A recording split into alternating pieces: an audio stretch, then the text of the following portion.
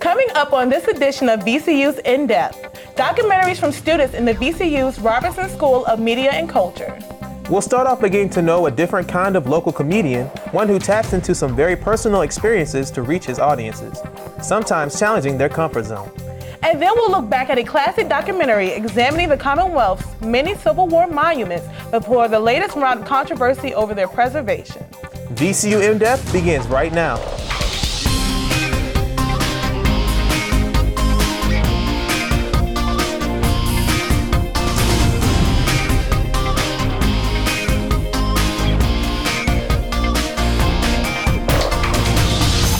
Good evening and welcome to VCU InDept. I'm Quincy Tucker. And I'm Deja Norman. Thanks for joining us as we feature documentaries from undergraduate students in VCU's Robertson School of Media and Culture. Our first documentary this evening follows the life and struggles of Richmond comedian Mike Shea.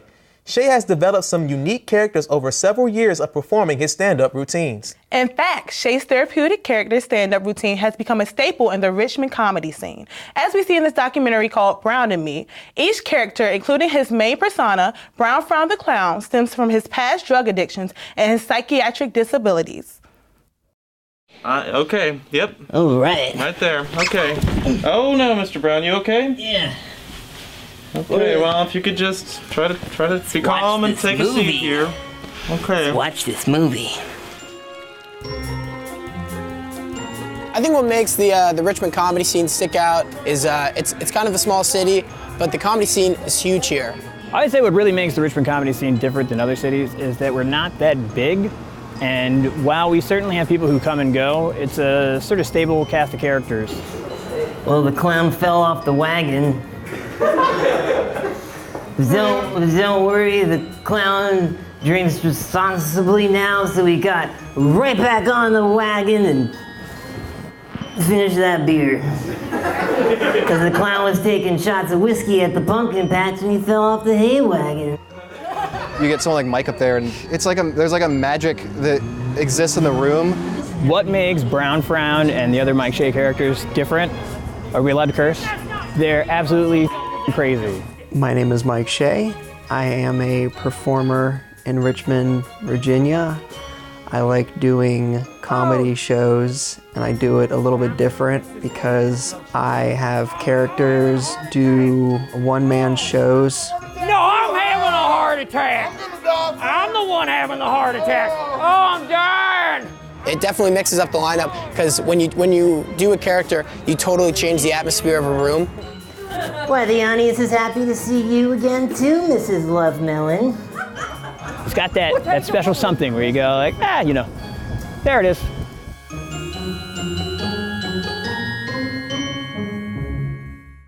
So each character is a different facet of my dysfunction. I kind of have them do it, so I don't actually have to. So I have a handful of characters. There's Brown Frown the Clown. He's an alcoholic, drug-addicted, cough syrup chugging clown. So the clown's classy. Clown's got a lot of class. Clown's got a class 1, class 2, and class 3 misdemeanors. There's Grandpa Magic. He's like a Santa Claus figure if Santa Claus had to exist within the real world. So a magical old man that gives out presents to the kids would have to be, someone who's psychotic. So we got some presents for the kids. Let's see what we got. What do we have here? Oh, yes. All right, so here's RoboCop's pet parakeet. Y'all know in the deleted scene he went to the bird store and he got himself a parakeet. Grandpa Magic is an exercise in prop comedy, but of course he doesn't actually have access to an elf workshop, so he has to find everything in the trash. So therefore, I have to find everything in the trash. So I put on a nice shirt so people don't think I'm some bum, and I wander around my neighborhood and look around and then dive into the recycling bin and find something and say, oh, that's interesting. Ooh, this can be that. Or I don't know what this is yet, but I'm going to hold on to it. Oh, wow, here we go. Here's an albino R2-D2. and there's Rosie O'Shite, and she is a 7-year-old girl trapped in the body of a 32-year-old man.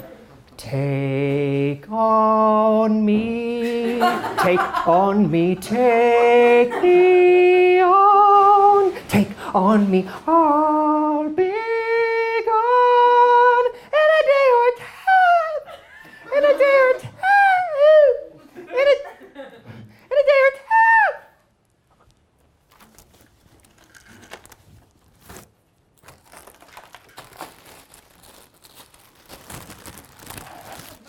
In a day or two.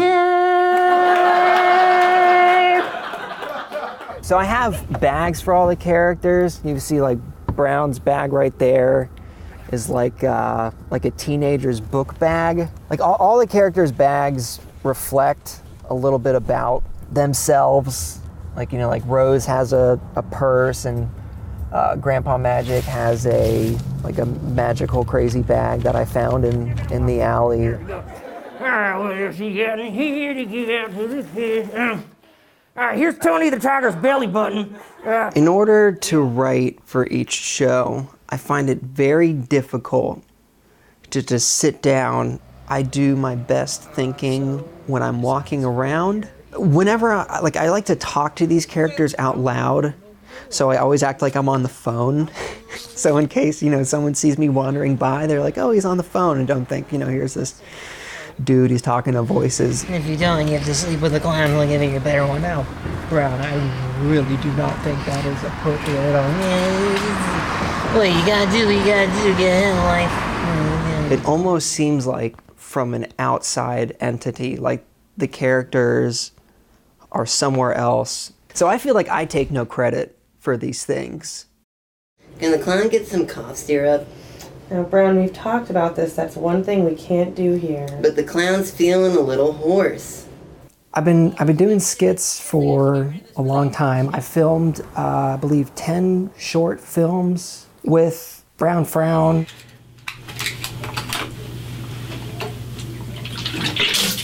What the f***? Does anyone give a shit about gingivitis anymore? Non-alcoholic mouthwash? Come on. The clown brought the good stuff. There you go. And I made an Etsy store with some t-shirts, and I've gathered a small following. My name is Steven. I'm a lawyer. I'm Mike's husband, and we've been married for about 2.5 years. So I interact with Mike's characters on a more frequent basis than other people do. Whenever Mike is preparing for a show or he's doing a photo shoot for the show, I'm usually the one who's helping him or doing the photo shoot. And so Mike does the shows pretty often, at least once every other week. And I'm always there, usually videoing the shows so that he can go back and review them afterwards. You know, I'm happy to support him. The first time I met one of Mike's characters, it was Brown Frown, and it was actually on our first date. He excused himself, he went to the bathroom, and he took a while, so I was just kind of wondering what was going on. And when he came out, there was Brown Frown the clown. He was playing with kids. He came up with a song about the 12, what was it? It was the 12 Days of Clown Mess. The 12 Days of Clown Mess. So yeah, I mean, it was really fun. I think a lot of people would think that that's kind of crazy that would happen on our first date. Yeah, I'm actually judging you for not breaking up with me right then and there. I thought it was really cool.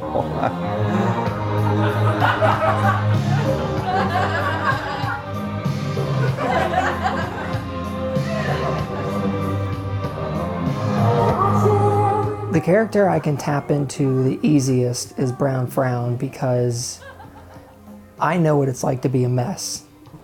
Brown is my alcoholic, drug addict side.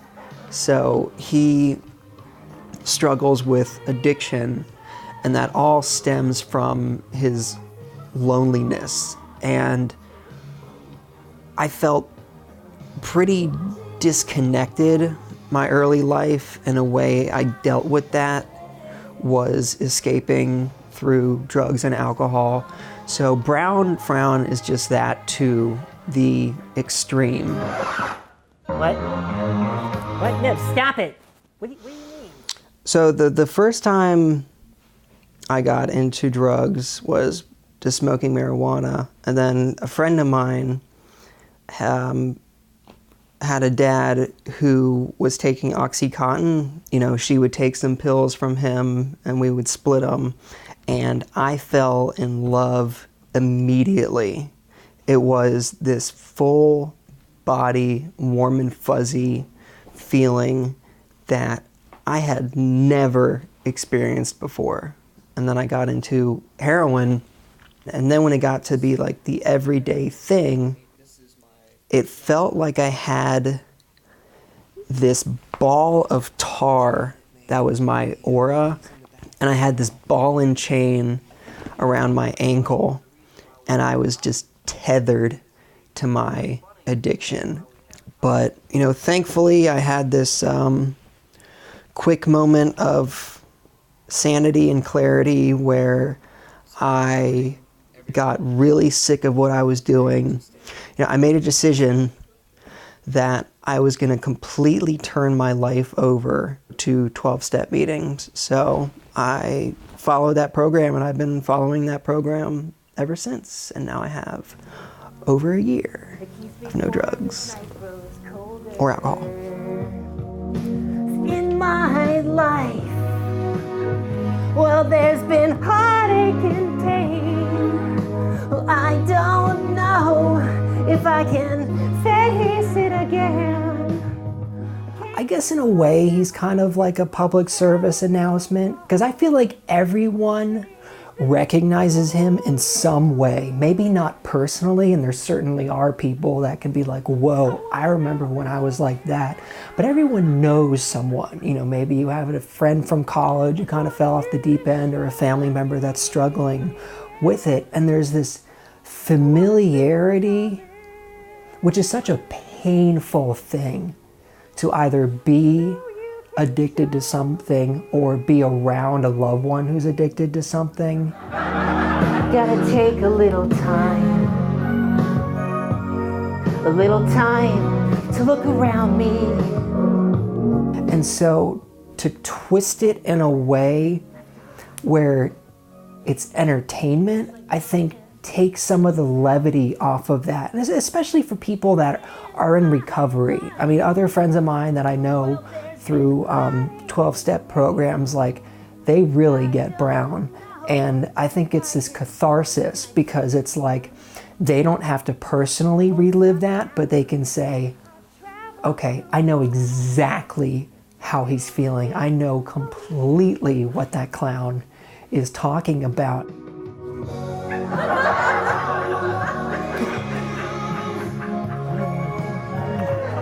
So at our wedding, Mike was Brown Frown the Clown for about the first half of the ceremony. We had scripted it out and rehearsed it beforehand. Brown, what are you doing here? Where's Mike? I'm not gonna marry you. Find him. Fine. And so I thought it would be perfect for Brown to crash the wedding. You know, like, he shows up and he tries to marry Steven instead. And people actually believed that he wasn't in on it. My family members who were there were worried that they would have to leave because they thought the wedding was ruined. They thought the ceremony was going to be called off. I have a feeling as our life together moves on, I will have new and increasingly interesting people to deal with. I'm a nut, so I don't always go, there's always the goal to make people laugh, but I don't always want to make them laugh. Sometimes I want to freak them out, or, make people laugh and then cry and then get them scared or angry. Comedy attracts a lot of strange people.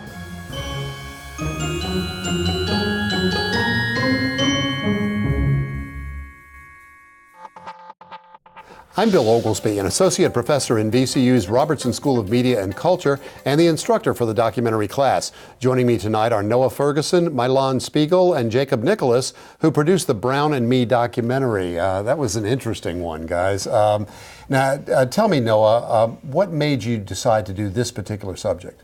Well, Mike's been doing these acts for over a decade now. It seems kind of out there, his performances, but it's an important landmark in Richmond's underground avant-garde scene for art. And, you know, I would say it's kind of analogous to the heavy metal band Gwar from Richmond, who is world famous for dressing up in costumes and spraying fake blood on the crowd. It's, you know, not everyone's going to get it, but it's an important feature, that sort of thing, to a vibrant art scene, and it's kind of what puts Richmond on the map in a lot of ways. Milan, was there anything that sort of astonished you while recording Mike's performances? Absolutely. The first time I ever saw him live, we were at McCormick's Pub, and the bartender, who was really enthusiastic about his performance as Grandpa Magic, came out behind the bar and gave him a shot. And of course, he's been sober for over a year now, and he just poured it on his head, and it just really showed me his commitment to sobriety and comedy. Jacob, what do you think it is about Mike's characters that people relate to and find humor in? Well, in every story, there's got to be conflict and adversity. And in this particular story, the conflict and adversity lies in Mike's past issues with substance abuse. And I think on a deeper note, what makes it so relatable is that for people who have been in a similar situation like him, and for people who know other people who have been in the same sorts of situations, it really hits home and it's really relatable. Now, you obviously saw a lot of performances. Was there? Did you find that most of the audiences either knew about Mike to begin with, or either picked up on it pretty quickly? Yeah, there was a lot of comedians who were very familiar with his acts and very familiar with his characters, and I think that he has really established himself in the Richmond comedy scene. It's a different kind of comedy, though. I mean, it's not like your typical stand-up.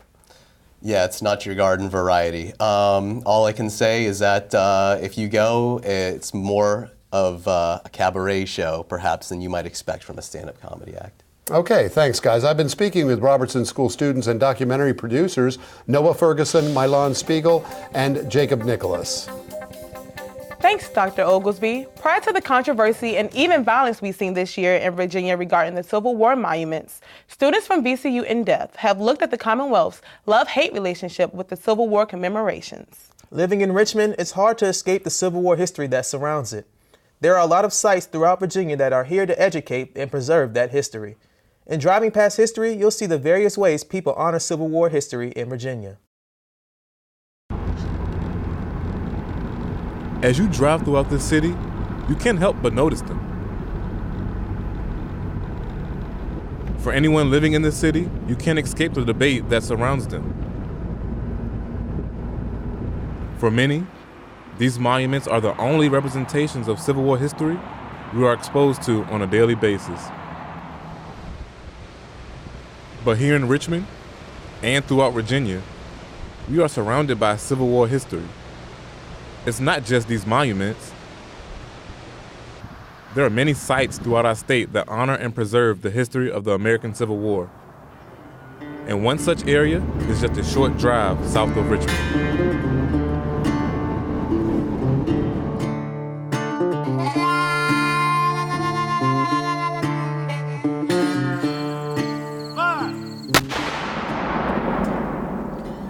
On September 29, 1864, Union soldiers stood where we are today, at Fort Harrison. The Confederate fort, just one among several forts defending the exterior line of Richmond, played a key role in protecting the city throughout the Civil War. On the first day of the battle, Union soldiers attacked Fort Harrison and eventually captured it from the Confederates.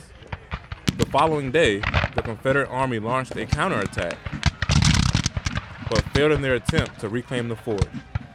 It would remain in Union hands until the end of the war. The combined casualties at Forts Harrison, Johnson, and Gilmer totaled over 5,000, and over 600 Union and Confederate soldiers lost their lives in the battle. For the next half-century, Fort Harrison went unnoticed. It wasn't until the 1920s that Fort Harrison would be reclaimed and preserved for future generations to come. The park was established in 1944 as a national park, but the origins go back deeper than that. It started in the 1920s when local citizens from Richmond started to do Sunday drives. There was no park, there were no monuments, nothing to indicate the battlefields, and they would just sort of make it up as they went, discovering on their own where the battles were. Work preserving the land continues to this day and is among the greatest concerns for the Richmond National Battlefield Park. One of the priorities for us today is preserving as much land as we can. And so that's probably our greatest priority, because once land is developed, it's essentially lost. We can always upgrade exhibits, we can put new markers up anytime, but the chance to preserve land is precious, and when it's gone, it's gone.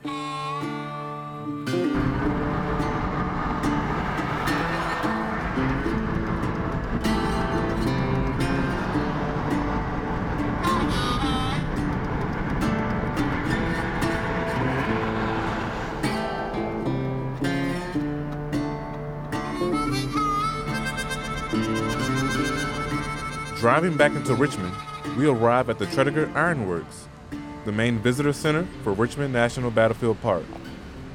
This ironworks opened 25 years prior to the start of the Civil War, would become an essential resource for Confederate armament.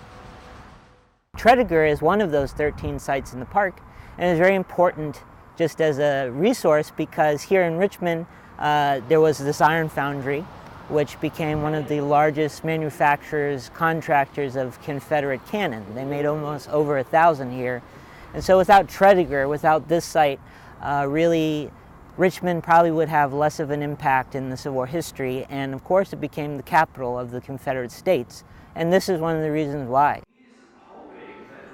As the main visitor center for Richmond National Battlefield Park, Tredegar contains several exhibits, including Civil War uniforms, weapons, and other artifacts. For 6 years, Jason Spellman was a part-time seasonal park guide for Richmond National Battlefield Park.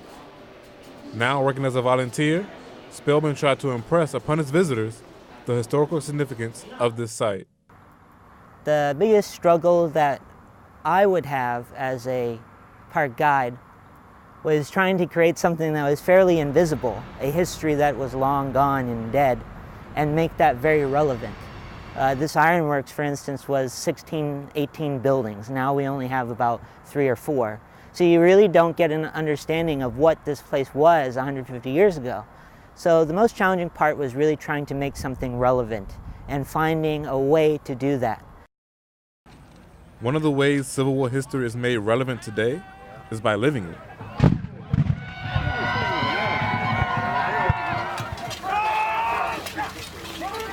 140 miles north of Richmond is the Cedar Creek Battlefield in Middletown, Virginia. The Battle of Cedar Creek was fought on October 19, 1864, less than a month after the Battle of Fort Harrison. The battle is estimated to have claimed the lives of over 900 men.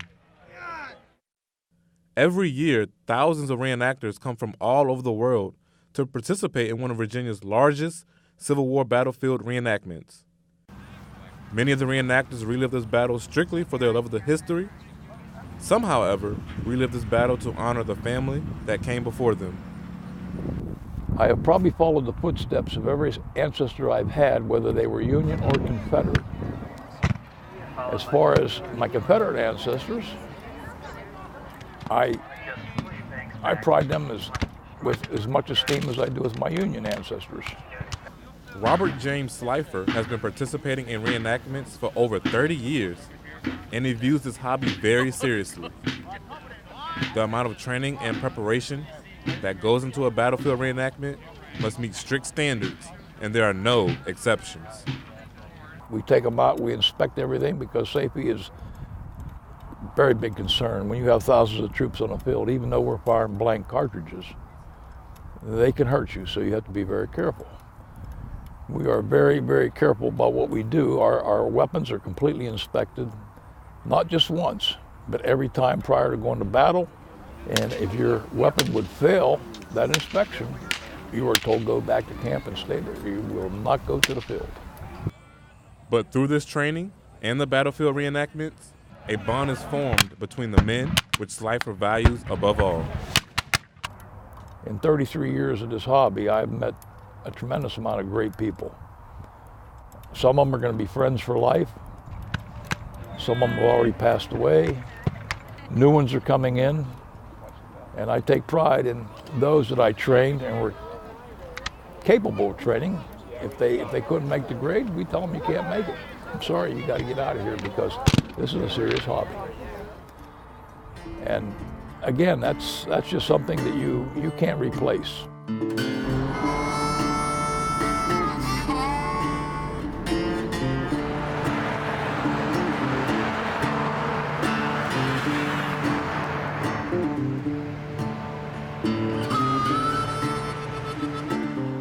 Leaving Middletown and driving back into Richmond, we come across these monuments.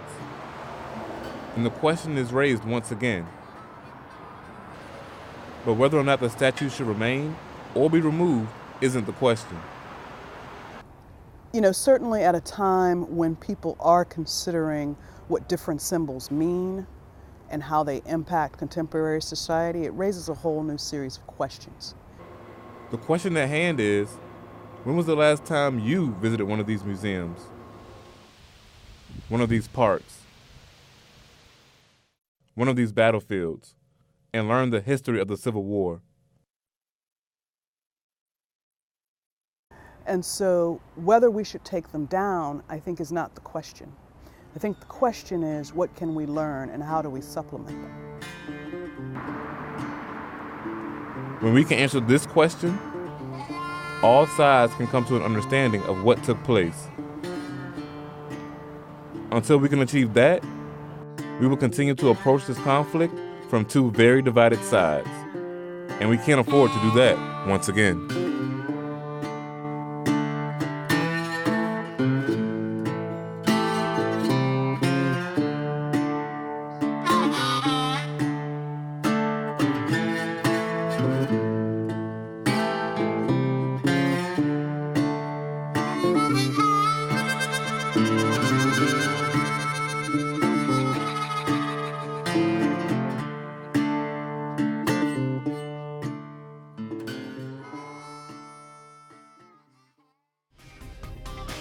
Well, that does it for this edition of VCU's InDept. Thank you for joining us. I'm Deja Norman. And I'm Quincy Tucker. For all of us here at VCU InDept, good night.